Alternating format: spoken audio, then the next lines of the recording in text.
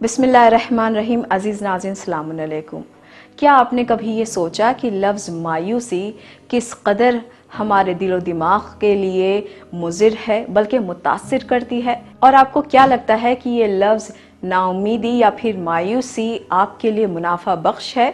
बल्कि नहीं, ये बिल्कुल भी बेमायनी है हमारे एहसासात से पुर बामायनी ज़िंदगी के लिए। और वो किस तरह, आइए आपको दिखाते हैं। लफ्ज़ मायूसी और नाउमीदी अगर कुरान करीम में आया है तो ये इससे मनाई के लिए या फिर इससे इनकार करने के लिए, क्योंकि इससे किसी तरह का कोई फ़ायदा नहीं कि मायूसी को दिल में रखा जाए, क्योंकि शैतान का सबसे पसंदीदा हथियार है मायूसी, जिससे वो बंदों को उनकी राह से गुमराह कर सके। रसूल खुदा सल्लल्लाहु अलैहि वसल्लम फरमाते हैं कि अल्लाह से रूह की तारीकी से निजात के लिए दुआ मांगो।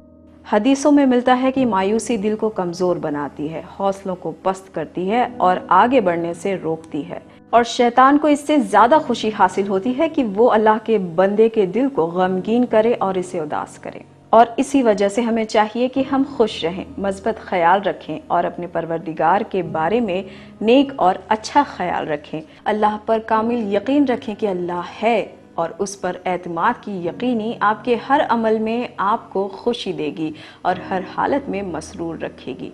हत्ता कि हदीसों में ये भी मिलता है कि अपनी खुशियों को फ़िक्र के और मनफी ख्याल की वजह से खाक ना करो।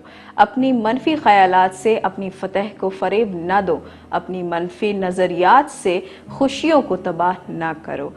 अपने आज की खुशियों को माजी के दुख और गम के लिए तबाह ना करो। अगर आप अपने हालात के बारे में सोचना चाहते हैं तो ये सोचिए कि खुदावंद करीम ने आपको बिन मांगे क्या क्या अता किया है।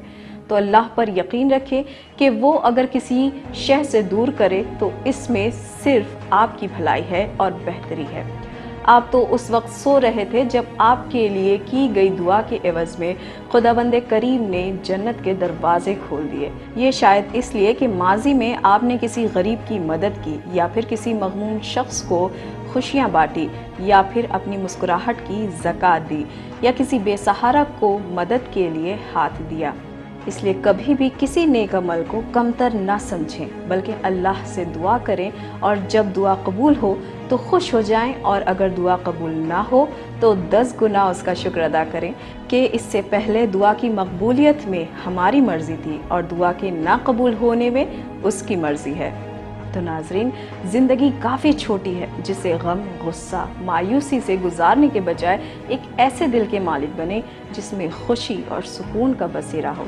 अल्लाह हम तमाम की नेक तौफीक़ात में इजाफ़ा करे और हमें हमेशा खुश रखे और हमारे तमाम गुनाह को बख्श दे। आमीन। तो आइए नाज़रीन, हम तमाम मिलकर दुआ करें कि अल्लाह ताला हमारे नेक तौफीक़ात में इजाफ़ा करे और हमसे ये गम और मायूसी दूर रखे। आमीन। इसी के साथ हमें दीजिए इजाज़त, पर बने रहिए चैनल विन के साथ। पैगाम इंसानियत। शुक्रिया। खुदा हाफ़िज़।